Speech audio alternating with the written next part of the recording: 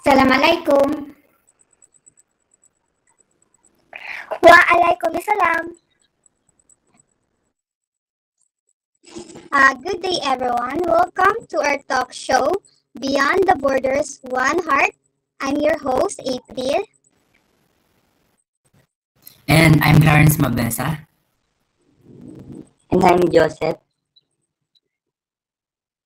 And I'm Julian Tan. And I'm Jenny Puno. Now let's know the name of our guest from abroad. Hello, ma'am. What's your name po? And ano pong profession na tinatrabaho niyo dyan abroad?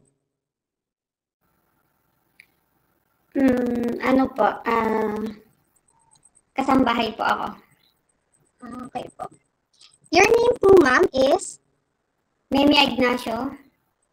Hello po, ma'am Mimi Ignacio. Good evening po dyan. So, saan country po kayo nagtatrabaho niyan? Kuwait. So, how long have you been working po dyan sa Kuwait? 7 years. So, matagal-tagal na rin po pala tayo nag-work dyan sa Kuwait, no? So, marami na po tayong experience na alam or story na may share sa amin po. So, ano pong nag-motivate sa inyo dyan na magtrabaho abroad? Family ko, tsaka yung mga anak ko. Yes, family talaga, no? Yung isa sa mga best na pinagkukunan natin ng lakas when traveling abroad, right? So, how did you manage to adjust to the new culture, especially in terms of communication and language?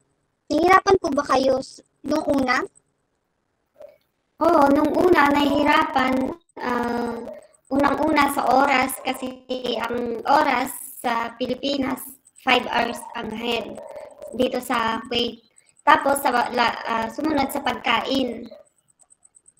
Pagkain ng Arabic food, ganyan. Tapos, pangatlo, sa lengguwahe nila, hindi ako nakakasabay sa salita nila kasi baguhan pa lang ako.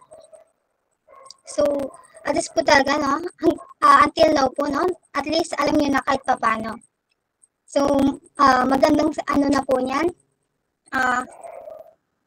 At least marami na po tayong thoughts about sa kanilang culture, language po, di ba? So, ano man po yung mga cultural differences na na-observe nyo both socially po at saka po dyan sa workplace nyo?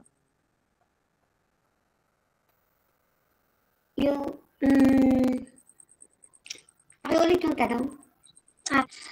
Ano po yung mga cultural difference po na na-observe nyo socially with sa ibang mga Arabians o kaya mga Arabians po dyan and sa workplace po, sa pinagtatabawan nyo po?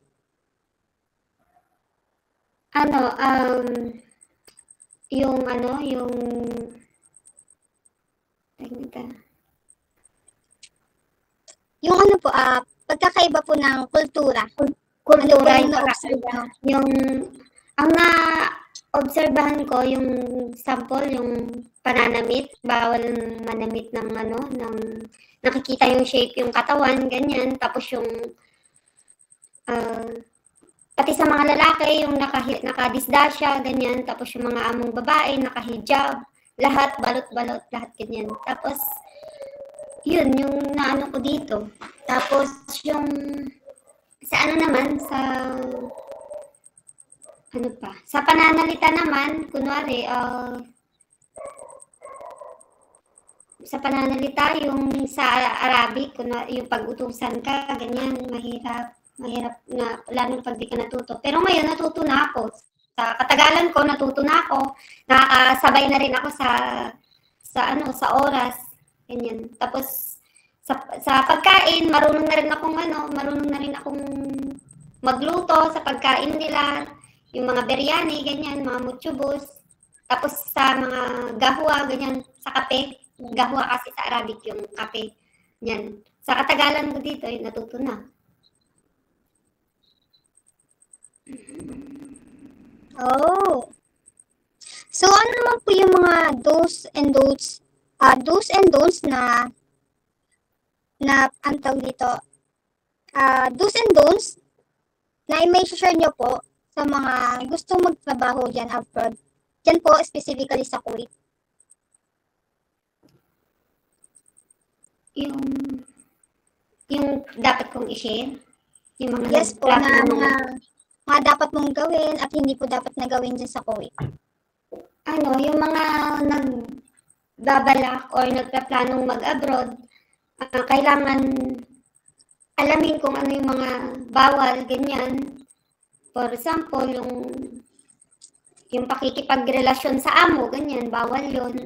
Tapos, yung pabayaan mo yung alaga mo, kasi pag pinabayaan mo yung alaga mo, yung, kunwari, pag namatay yung alaga mo, buhay yung mawawala, buhay din yung kapalit.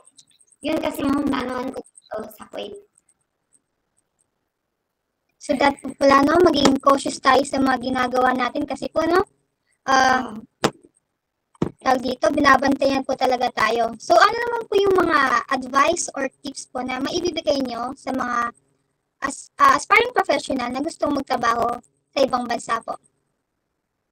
Ang may advice ko sa mga gustong mag-apply abroad, hindi lang dito sa Kuwait or sa iba, kailangan, unang-una siguro, kailangan nilang alamin yung patakaran doon, tapos yung bansang pupuntahan nila, tapos kung yung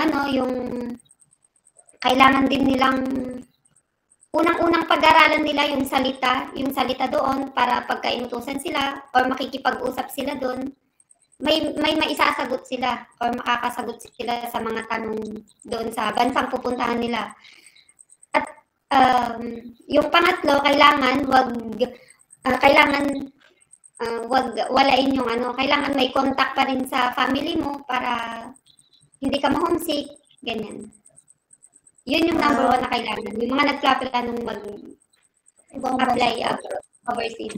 Yes po. So, ma'am, thank you po, Miss Memia Ignacio. Yan, thank you po thank you po dahil po tinanggap niyo po yung invitation namin para dito po sa talk show. Yes. We learned a lot from your experience po. Lalo po dyan. Mag-ingat po kayo sa Kuwait, ma'am. Thank you po. Thank you din. Thank you, ma'am. Again, this is your host, April Grace. Thank you for listening, everyone. Good day.